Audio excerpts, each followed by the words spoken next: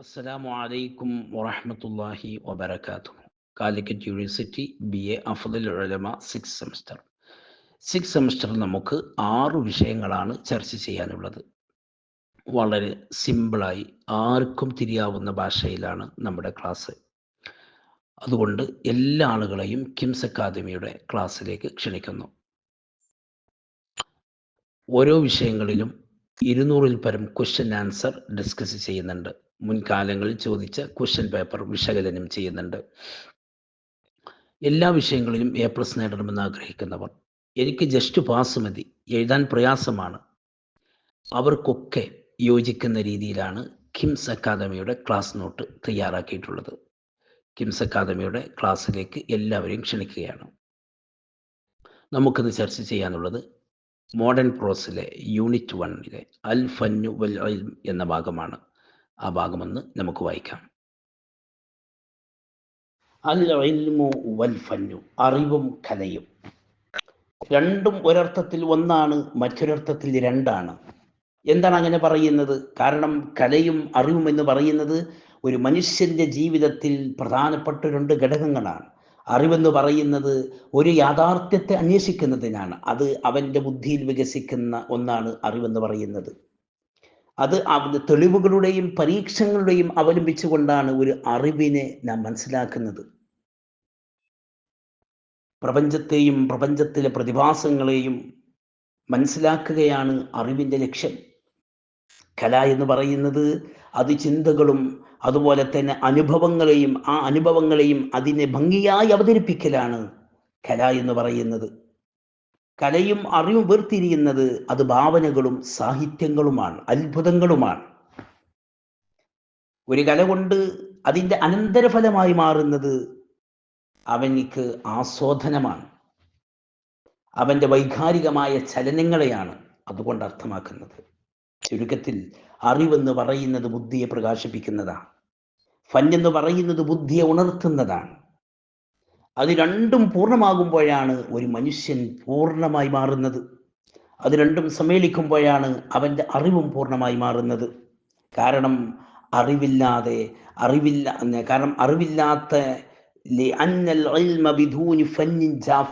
എന്നാണ് പറയുന്നത്. കലയില്ലാത്ത അറിവെന്ന് പറയുന്നത് ഉണങ്ങിയ ജീവിതമാണ്, വരണ്ട ഹൃദയവും വരണ്ട ജീവിതവുമാണ്. കാരണം കലയില്ലാത്ത അറിവില്ല. എന്നാൽ അറിവില്ലാതെ കലയുണ്ടാകുന്നതോ അത് നിഷ്ഫലമാണ്, പാഴായി പോകുന്നതാണ്. അതുകൊണ്ട് രണ്ടും ഒന്നാണ്, രണ്ടും രണ്ടായി നമുക്ക് അവതരിപ്പിക്കാവുന്നതാണ്. ഇനി നോക്കൂ, അൽ ഹഖു വൽ ഖൈറു വൽ ജമാൽ, സത്യവും നന്മയും ഭംഗിയും. അത് മൂന്നും ഹിയ ആയാത്തുൽ ഉഖൂലി, അത് ബുദ്ധികളുടെ അനന്തരഫലമാണ്. ബുദ്ധികളുടെ അനന്തരഫലമാണ് അത്. ഒരാൾ അറിവ് പഠിച്ച് ആ അറിവ് മുഖേന അവൻ സത്യത്തിലേക്ക് എത്തുന്നു. അതുവഴി അവൻക്ക് നന്മ ചെയ്യാൻ സാധിക്കുന്നു. ആ നന്മകൾ ചെയ്യുമ്പോൾ ആ സത്യത്തിലേക്ക് അവൻ എത്തുമ്പോൾ അതിന് ഭംഗിയായി മാറുകയാണ്.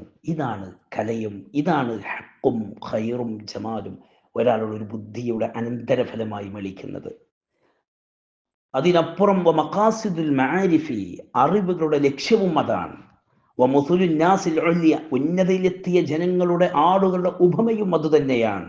ചുരുക്കത്തിൽ ഹഖും ഖൈറും ജമാലും ബുദ്ധികളുടെ അനന്തരഫലമായി നമുക്ക് വായിച്ചെടുക്കാൻ പറ്റിയതാണ്.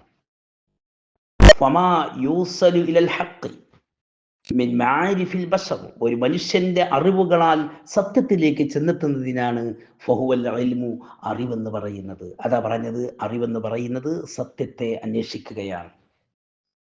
വമാ യുരീദൂന ബിഹിൽ ജമാൽ, ആ അറിവ് കൊണ്ട് ഉദ്ദേശിക്കപ്പെടുന്നത്, അതായത് അതിൻ്റെ ഭംഗിയിലൂടെ ആ അറിവ് കൊണ്ട് ഉദ്ദേശിക്കപ്പെടുന്നത് ഫഹുവൽ ഫന്നു, അതാണ് കല എന്ന് പറയുന്നത്.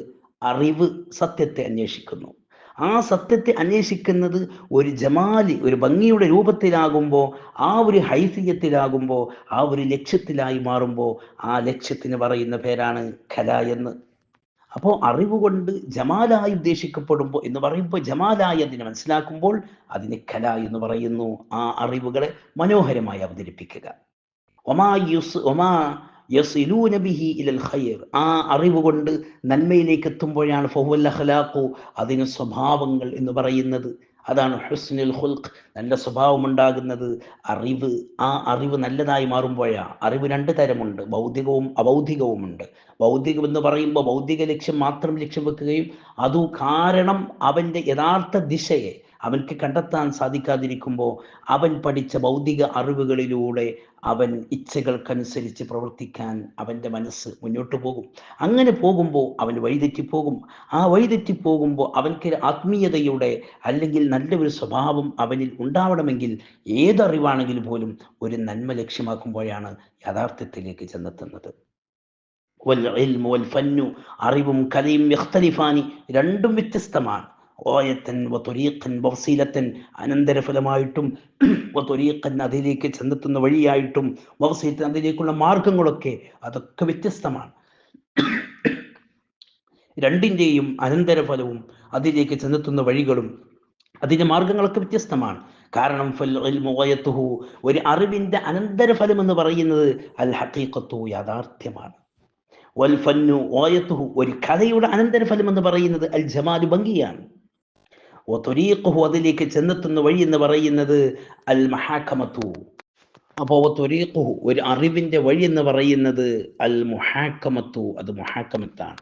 മുഹാക്കമത്ത് എന്ന് പറഞ്ഞാൽ യുക്തിയാണ് അതിൻ്റെ വഴി എന്ന് പറയുന്നത്, ഒരു അറിവിൻ്റെ, അതായത് ഒരു ഒരു താർക്കിക നിരീക്ഷണം എന്ന് പറയുന്നത്.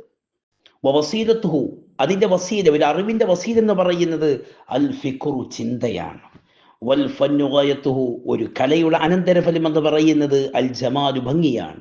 വത്വരീഖുഹു, ഒരു കലയുടെ വഴി, ത്വരീഖ് എന്ന് പറയുന്ന ശുഊറു, അനുഭവങ്ങളാണ്. വസീലത്തുഹു, ഒരു കലയുടെ വസീല എന്ന് പറയുന്നത് അദ്ദൗഖു, ആസ്വാദന ശക്തിയാണ്. ഇനി നമുക്ക് പറയുന്നത് അൽ അദബു ഫന്നും മിനൽ ഫുനൂനി എന്ന വിഷയമാണ്. അൽ അദബു ഫന്നും മിനൽ ഫുനൂൻ, സാഹിത്യം എന്ന് പറയുന്നത് കലകളിൽ നിന്ന് ഒരു കലയാണ്. വൽ ഫുനൂനു, ഫന്നുകൾ ഫിഖ്തിലാഫി മലാഹിരിഹ, അതിൻ്റെ രൂപഭാവങ്ങൾ വ്യത്യാസപ്പെടുന്നതിലാണ്, അനുസരിച്ചാണ് ഫന്നുകൾ ഉണ്ടാവുക. അതുപോലെ വൈത്തിഹാദി ജൗഹരിഹ, അതിൻ്റെ ജൗഹർ ഒന്നിക്കുക, അതിൻ്റെ പ്രകടമായ ഭാഗങ്ങൾ വ്യത്യാസപ്പെടുക. ഇതില് ഈ വിഷയത്തിൽ ഫന്നുകൾ കെലിമാത്തിൽ മുത്തറാദിഫത്തി, പരസ്പരം മുത്തറാദിഫുകളായ വാക്കുകളെ പോലെയാണ്. മുത്തറാദിഫ് എന്ന് പറഞ്ഞാൽ നമുക്കറിയാം, സെയിം വേർഡുകൾ. ഇതിനേക്കാണ് എന്ത് പറയുന്നത്, മുത്തറാദിഫ് എന്ന് പറയുന്നത്. ഓപ്പോസിറ്റ് വേർഡുകൾക്ക് നമ്മൾ ലിദ് എന്നോ അക്സ എന്നൊക്കെ നമ്മൾ പറയും. അപ്പോൾ ഫുനൂനു, ഫന്നുകൾ ഫിഖ്തിലാഫി മലാഹിരിഹ വത്തിഹാദി ജൗഹരിഹ, ആ ഒരു ഫന്നുകളുടെ ജൗഹർ എന്ന സത്ത, അതിൻ്റെ അടിസ്ഥാന ബിന്ദു എന്നൊക്കെ. ജൗഹറിന് ഒരുപാട്, അതായത് വിവിധ ലാംഗ്വേജ് മീൻസ്, അതായത് വിവിധ, പിന്നെ എന്താ പറയുക, നഹ്വാണെങ്കിൽ അല്ലെങ്കിൽ ബല, അറൂല തുടങ്ങിയതിലൊക്കെ ഈ ജൗഹറിനൊക്കെ, ഇപ്പം ലോജിക്ക്, അതിലൊക്കെ ഈ ജൗഹറിന് വിവിധ വേർഡുകൾ ഉണ്ട് കേട്ടോ. അപ്പോൾ കാരണം ഈ ലോജിക്കിലൊക്കെ ജൗഹർ എന്നൊക്കെ പറയുന്നത് പിന്നെ ആഴവും വീതിയും നീളവുമുള്ള ഒരു വസ്തുവിനൊക്കെ ജൗഹർ എന്ന് പറയാറുണ്ട്. അപ്പോൾ നമ്മളിവിടെ പറഞ്ഞത്, ഇവിടെ നമ്മൾ ഉദ്ദേശിക്കുന്നത് ഒരു സത്ത എന്ന് നമുക്ക് പറയാം. അപ്പോൾ ഒരു ഫുനൂനുകൾ ഫിഖ്തിലാഫി മദാരിഹ, ആ ഫുനൂനുകളുടെ പ്രകടമായ ഭാഗങ്ങളെ ഡിഫറൻ്റ് ആണെങ്കിലും വത്തിഹാദി ജൗഹരിയ, അതിൻ്റെ ജൗഹർ ഒന്നായിരിക്കാം. ഏതുപോലെ കലിമാത്തിൽ മുത്തറാദിഫത്തി, മുത്തറാദിഫായ പദങ്ങൾ നോക്കുമ്പോൾ നമ്മളത് കാണുമ്പോൾ പ്രകടമായി വരുന്നത് അത് രണ്ടർത്ഥം, രണ്ട് രൂപങ്ങളായിരിക്കാം, പക്ഷെ അർത്ഥം ഒന്നായിരിക്കാം. അതിനാണ് എന്ന് പറയുന്നത് ഈ കലിമാത്തിൽ മുത്തറാദിഫത്ത് എന്നൊക്കെ പറയുന്നത്. അപ്പോൾ കലിമാത്തിൽ മുത്തറാദിഫായ വേർഡുകൾ പോലെയാണ് ഫിത്തഅബീരി, അതിനെ അവതരിപ്പിക്കുന്നതിൽ അതിന് മാന വാഹിദ, ഒറ്റ മാനയാണ് എന്ന നിലക്ക്. ഇനി നമ്മൾ പറയുന്നത്, ഇതിപ്പോ എന്തിനാ പറഞ്ഞു തുടങ്ങിയതെന്നറിയോ? അത് നമ്മൾ വിഷയത്തിലേക്ക് വരുന്നത്. ഫശാഇറു, ഒരു കവി, ഒരു മുസവ്വിറു, ഒരു ചിത്രകാരൻ, ഒരു ആർട്ടിസ്റ്റ്. ഇതാ അസുബറ, രണ്ടാളും കണ്ടാൽ, റൂബ ശംസി, സൂര്യന്റെ അസ്തമാനം രണ്ടാളും കണ്ടാൽ, ഫിൽ ബഹരി, ഒരു സമുദ്രത്തിൽ കണ്ടാൽ, ആസാറു ഫി നഫ്സൈഹിമ, രണ്ടാളുടെയും മനസ്സുകളില് ഒരുപാട് അസറുകൾ ഉണ്ടാകും. അല്ലെ? ഫി നഫ്സൈഹിമ കിലൈഹിമ, രണ്ടാളുടെയും മനസ്സുകളിൽ ഉണ്ടാകും. എന്തുണ്ടാകും? ഷുഊറൻ വാഹിദൻ, ഉണ്ടാകുന്നത്. അപ്പോൾ ഉണ്ടാകുന്നത് ഷുഊറൻ വാഹിദൻ, ഒരേ അനുഭവങ്ങളായിരിക്കും. അതായത് ഫഷാഇറു ഒരു കവി, ഒരു മുസവ്വിറു ഒരു ആർട്ടിസ്റ്റ്, ഇതാ സുബറ രണ്ടാളും കണ്ടാൽ, ഒറൂബ ഷംസി ഫിൽ ബഹരി, ഒരു സമുദ്രത്തിലെ സൂര്യാസ്തമയം, സൂര്യന്റെ അസ്തമാനം കണ്ടാൽ, ആസാറും ഫീ നഫ്സൈഹിമ കിലൈഹിമ, രണ്ടാളുടെയും മനസ്സുകൾ ഉണ്ടാകുന്ന അസറുകൾ ഷുഊറൻ വാഹിദിൻ, ഒരേ അനുഭവമായിരിക്കും. അതായത് സൂര്യാസ്തമയം കണ്ടാൽ രണ്ടാൾ കാഴ്ച ഒരുപോലെ തന്നെയാണ്. ഇനി വിഷയം അവിടെ അല്ല. വലാക്കിൻ, പക്ഷേ, ബട്ട്, ഹാദാ യുഅബ്ബറു അൻഹു, ഹാദാ യുഅബ്ബറു, ഇത് വിവരിക്കുന്നത്, അൻഹു, ഈ യുഅബ്ബറു അൻഹു പറഞ്ഞാൽ ഇതിനെ വിവരിക്കുന്നത്, ബിൽ അൽഫാദി വൽ ഔസാനി, വസൂനുകൾ കൊണ്ടും പിന്നെ പദങ്ങളെ കൊണ്ടുമാണ് ഇതിനെ അവതരിപ്പിക്കുക. ആര്? കവി അവതരിപ്പിക്കുക. എന്നാൽ വദാലിക യുഅബ്ബറു അൻഹു, ഇതിനെ ബിൽ ഖുതൂത്തി, വരകളെ കൊണ്ടും, വൽ അൽവാൻ, ചിത്രമില്ല നിറങ്ങളെ കൊണ്ടും ഇതിനെ അവതരിപ്പിക്കുന്നത് ആരാണ്? കവിയാണ്. രണ്ടാളും കണ്ടത് ഒന്നാണ്, രണ്ടാളും അവതരിപ്പിക്കുന്ന ശൈലി നോക്കണം. അത് നമ്മൾ പറയുന്നത് ജൗഹർ ഒന്നാണ്. പക്ഷേ അതിൻ്റെ പ്രകടമായ ആ ഒരു പിന്നെ പ്രകടമായി കാണുന്നത് അതുകൊണ്ട് ഡിഫറൻ്റ് ഉണ്ട്. അതാണ് നമ്മൾ മുമ്പ് പറഞ്ഞ അതിനൊരു ഉദാഹരണം നമുക്ക് പറഞ്ഞു തന്നതാണ്. ഇനി നോക്കൂ, ഫസൂറത്തുൽ ബാരിഅത്തു ഖസീദത്തുൻ മിനശ് ശഅരി. ഫസൂറത്തുൽ ബാരിഅത്തു, അവിടെ ആ മികച്ചു നിൽക്കുന്ന ആ ഒരു ഒരു ഫ്യൂച്ചർ, ഒരു ചിത്രം, ഒരു പിക്ചർ, ഫ്യൂച്ചർ അല്ല, സൂറത്തുൽ ബാരിഅത്ത്, മികച്ചു നിൽക്കുന്ന ആ ഒരു പിന്നെ ഫോട്ടോ, അതെന്താണ്? ഖസീദത്തുൻ മിനശ് ശഅരി, അത് കവിതയിൽ ഉണ്ടായ ഒരു ഖസീദയാണ്. എന്നാൽ വൽ ഖസീദത്തുൽ അബ്ഖരിയത്തു, വളരെ വളരെ അത്ഭുതകരമായി ഉണ്ടാക്കിയ ഒരു കവിത, അത് സൂറത്തു മിന സുവരി, അത് ഫോട്ടോകളിൽ നിന്ന് പിക്ചറുകളിൽ നിന്നുള്ള ഒരു പിക്ചറാണത്. അപ്പം നമ്മൾ പറയുന്നത്, ഇവിടെ ഈ കലാകാരൻ നോക്കി വരച്ച വരയും ചിത്രവും, കവി ഉണ്ടാക്കിയ കവിതയും രണ്ടും ഒന്ന് തന്നെയാണ്. അതായത് ഫസൂറത്തുൽ മാരിഅത്തു, ഇവിടെ നിന്ന് മികച്ചു നിൽക്കുന്ന ഒരു ഫോട്ടോ, ഖസീദുൽ ഷാഇരി, അത് ഈ കവിതയാൽ ഉണ്ടായ ഒരു ഖസീദയാണ്. അപ്പോൾ ഫോട്ടോയാണെങ്കിലും വരച്ചതാണെങ്കിലും എല്ലാം ഒന്ന് തന്നെയാണ്.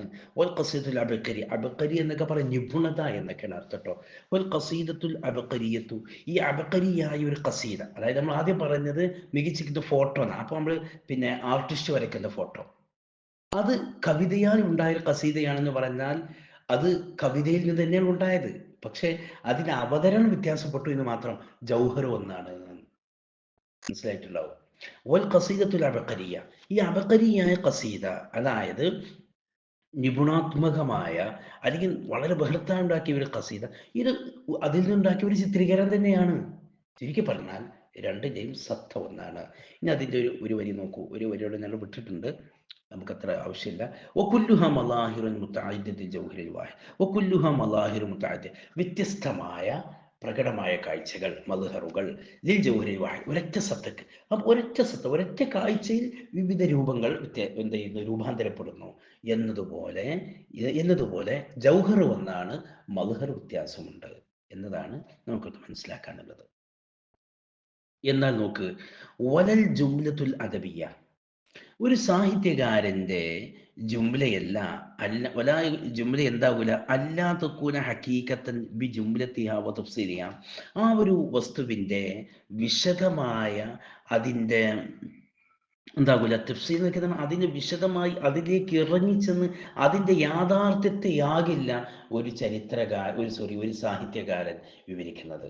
എന്നാൽ എന്നാൽ അതുപോലെ തന്നെയാണ്, അതായത് ഞാൻ പിന്നെ വായിക്കുന്നത്, വലൽ ജുംലത്തുൽ അദബിയ്യത്തു, ഒരു സാഹിത്യകാരൻ കൊണ്ടുവരുന്ന ഒരു പിന്നെ ആശയം, ഒരു വാക്ക്, ആ ഒരു ജുംല അല്ലെങ്കിൽ ഒരു പിന്നെന്താ പറയാ, ഒരു വാക്യങ്ങൾ, ആ വാക്യങ്ങൾ എന്താവണമെന്നില്ല, അല്ലാത്തക്കുന ഹക്കീക്കത്തം ബി ജുംലത്തിഹ വ തഫ്സീലിഹ, അതിലേക്ക് ഇറങ്ങി ചെയ്യുന്നത് യാഥാർത്ഥ്യമാകണമെന്നില്ല. കാരണം എന്താ അറിയോ, അയാളുടെ കാഴ്ചപ്പാടുകളും അയാൾ അനുഭവങ്ങളും അയാൾ ചിത്രീകരിക്കണം.